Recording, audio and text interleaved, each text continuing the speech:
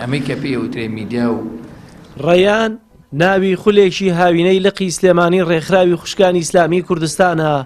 کە دەیان کچی لاوی لە گۆشەی بێکاری ماڵەوەدا هێناوەتەوە بۆ فێربوونی زانیاری و پێگەیاندنیان لە چەندین بابەتی جیاواز و پێویستدا.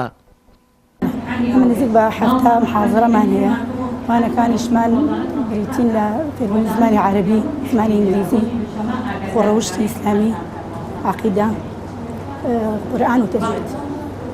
سەرڕایەوە ئەم خولەکە لە هاوینە کراوەتەوە بە نرخێکی کەم بە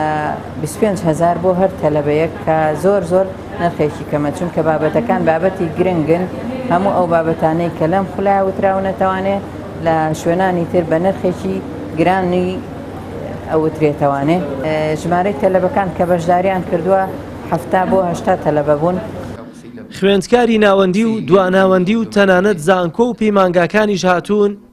تا لەو دەرفەتە زێڕینەی خولی ڕێیانی لقی سلێمانی خوشکانی ئیسلامی بەشدار بن و ئەو کچانەشی بێ جیاوازی دید و تێڕوانینی سیاسی بەشداریان کردووە. تەنها باز لە بەسوودی ئەو جۆرە خولانە دەکەن. سوودێکی زۆری هەبوو بۆ ئێمە خوێندکار ئێمەی کچان کە دەبوو لەم هاوینەیە کە ئێمە لە ماڵەوە بین خۆمان مەشغوڵ بکەین بە شتێکی سەرەتاییەوە، بەڵام لەم خولای بەشداریمان کردو خۆمان مەشغوڵ کرۆ بەم خولەوە کە لە پێنج جوانەی زۆر گرنگ پێک هاتووە: عەقیدە، ئاداب ئیسلامیەکان، تەجوید و قورئان، پێگەیاندنی خۆت کە زۆر سوودی هەیە بۆ گەنجان و سوودێکی زۆر تایبەتمان لەم خولە وەرگرت. زۆر سپاس ڕێکخراوی خوشکانی ئیسلامی کوردستان لقیەکی سلێمانی یەکەین کە ئەم خولەی کردەوە زۆر باش بوو، زۆر سوودمان لێبینیوە لەوانەکانی عەقیدە و بیر و باوەڕی ئیسلامی و ئاداب و خۆڕەوشت و پێگەیاندنی خۆت کە نرخێکی زۆر هەرزانیەیە لە چاو خولەکانی تر کە خولەکانی تر پارێکی زۆر زیاتر ئەم شتان و پێڵێن. لقی سلێمانی ڕێکخراوی خوشکانی ئیسلامی بە تایبەتی لە وەرزەکانی پشوو هاوینەدا بە خولی جۆرا و جۆر و خێوەتگە و پێشەنگاکانیان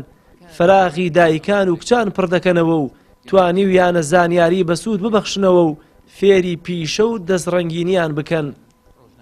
ئێمە لقی سلێمانی ڕێکخراوی خوشکانی ئیسلامی سوپاس بەخواگر لە پشی هاویندا توانیماندا چەندەها جۆر خول بکەینەوە لەو خولانەی کە بە ئەنجامان گەیاندووە بە تایبەتی دووخولمان هەبوو بۆ گەنجان و بۆ منداڵان خولێکی تایبەتمانەیە کە بەنای خولی ئاورین بە هاوکاری ئەنجومەنی 11 خوشکان کە سنووری جوگرافیەوان لەم شار لەناو منطقەیە جگە لەوەش خولی تایبەتمان هەبوو بۆ خوشکانی خۆمان بۆ دایکان کەوانی کە لە پشی هاویندا توانیانە بەڕچینە دەروانە بێ خولی خایەتیمان کردێتەوە بە بڕێکی کەم کە بۆ دایکانە بتوانن بە شێوەیەکی پێویست بەڕاستی بە بڕێکی کەم سودمەند بن لە خولی هاوینە کە فێری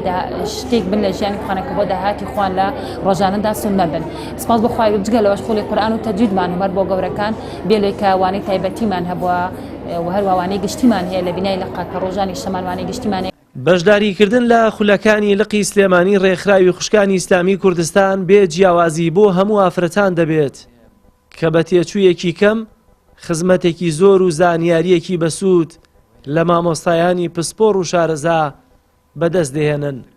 وەرگانەکانی کۆمەڵی ئیسلامی لە وەرزەکانی هاویندا بەدەیان خولی جۆرا جۆر بۆ کوڕان و کچان ساز دەکەن کە ڕێکخراوی خوشکانی کۆمەڵی ئیسلامیش تەنها یەکێکە لە وەرگانەکانی ئەم حیزبە و خولی ڕێیانیش تەنها یەکێکە لەو خولانی لقی سلێمانی خوشکانی کۆمەڵی ئیسلامی کە توانیوێتی فەراغی زیاتر لە 70 قوتابی بە خولێکی پڕ لە زانیاری پڕ بکاتەوە. جەلال محەممەد، کەناڵی ئاسمانی پەیام، سلێمانی.